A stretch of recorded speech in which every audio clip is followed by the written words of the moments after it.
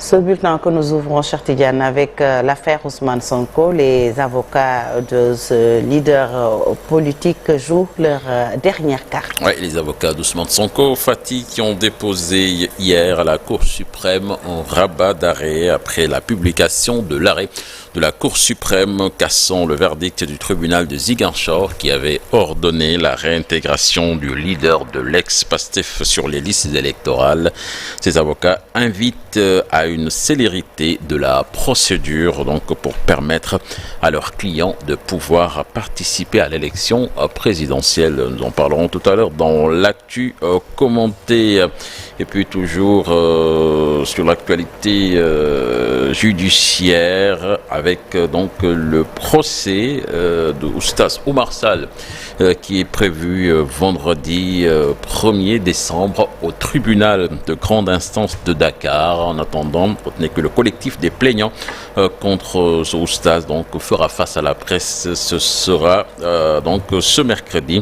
Il est reproché aux prêcheurs d'avoir tenu des propos diffamatoires et irrespectueux envers le guide suprême Cheikh Ahmed Tidiane et les Tidiane Cheikh Ahmed Tidiane et les pratiques donc fondamentales de la confrérie Tidjania sur Nofati. Depuis les explications du directeur général de l'hôpital Aristide Le Dantec sur les conditions d'accueil des malades de cancer. À la santé, nous parlons avec la réponse Fati du directeur général de l'hôpital Aristide de Dantec après l'attaque frontale du collectif pour la défense et la sauvegarde de l'hôpital sur les conditions d'accueil jugées exécrables des malades de cancer. Je vous propose de l'écouter des propos recueillis par Faragny.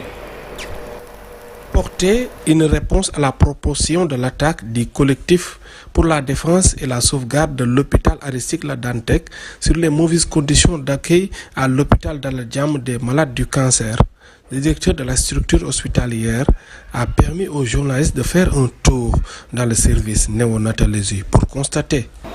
C'est parce que l'hôpital bu ne jaar naa fi mais hôpital mel nii wax dëgg yàlla musuma cee jaar hôpital mel nii ndax maanaam boo ñëwee nekkin bi gis ngeen fi ni mel malade bu nekk chambre bu ne 2 lits moo fi nekk ñaari malade ñoo siy nekk kenn du la sonal en même temps yaa ngi am sa salle de bain ci biir. Pour Moussa Samdaf, certains membres du collectif sont animés d'une mauvaise foi pour tenir l'image de l'hôpital. Ceux qui en ont parlé ne sont pas de Dalal Jamm. Ils n'ont jamais été affectés à Dalal Jamm. Et je ne sais même pas où est-ce qu'ils ont été affectés. Est-ce qu'ils ont pris service là où ils ont été affectés? Le directeur général de Dalal Jamm a ajouté que certains d'entre eux affectés à l'hôpital ne respectent pas les heures de travail et la rigueur instaurée les dérange. L'hôpital également a un système de fonctionnement. L'hôpital procède à des contrôles réguliers de présence. Quand maintenant les gens sont rappelés à l'ordre et qui refusent d'obtempérer, mais on les remet à la disposition de l'hôpital de Dantec. Si les gens ne veulent pas respecter la discipline qu'il y a ici, l'organisation qu'il y a ici, parce que simplement ailleurs, à un certain moment, ils s'absentaient sans le dire, ils ne venaient pas, aucun contrôle, ici, ça ne sera pas le cas. Le directeur général de Dalal Jamm invite le collectif à faire un tour à l'hôpital pour constater les conditions d'accueil et d'hébergement avant de porter des accusations gratuites. Il les invite aussi à regagner leur lieu d'affectation pour soulager les malades. Pape Faragny, merci. Et puis santé, retour sur cette affaire record de 3 tonnes de cocaïne. 3 tonnes de cocaïne saisies au large des côtes de Dakar dans la nuit du 26 au 27 novembre. C'est un patrouilleur de haute mer de la Marine nationale qui a intercepté le navire qui transportait donc ces 3 tonnes de cocaïne. Le navire a été ramené ce mardi à Dakar. Les explications dans ce récit signé Ibrahim Akan. C'est une saisie record que vient de réaliser la marine sénégalaise grâce à un de ses patrouilleurs de haute mer. Près de 3 tonnes de cocaïne interceptées dans un navire à 150 km au large de Dakar. C'était dans la nuit du 26 au 27 novembre. L'équipage, au nombre de 10 personnes, a été arrêté. Il y a une opération d'interception qui a été menée dans la nuit du dimanche au lundi, voilà, qui nous a permis de procéder à l'interpellation d'un équipage de 10 personnes à bord d'un remorqueur et qui transportait de la cocaïne. Donc l'opération s'est passée dans les eaux internationales. Voilà, le navire a été arraisonné et ramené à Dakar pour disons, la poursuite du travail. Il y a un peu moins de 3 tonnes de cocaïne qui ont été saisies, donc très exactement 2975 kg qui ont été saisis. Selon la marine sénégalaise, le navire était en transit au Sénégal. La valeur de la marchandise est évaluée à plus d'une centaine de milliards de francs CFA. Le prix moyen sur 2023 du gramme de cocaïne est évalué entre 42 000 et 96 000 francs CFA.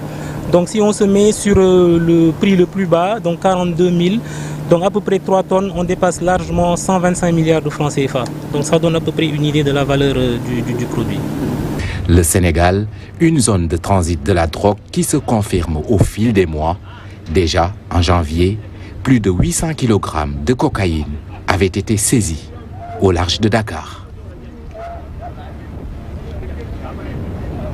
On monte sur la campagne arachidière à présent, la campagne de commercialisation de l'arachide avec les opérations qui risquent d'être compliquées pour la Fédération nationale des organismes privés, stockeurs et transporteurs. Approximativement, l'État leur doit une somme de plus de 70 milliards de francs CFA pour des arriérés. Ils demandent donc à rentrer dans leur fonds. Là-dessus, nous écoutons des explications de Modou Fall, président, interrogé par Ousmane Dem et Thierno Diallo.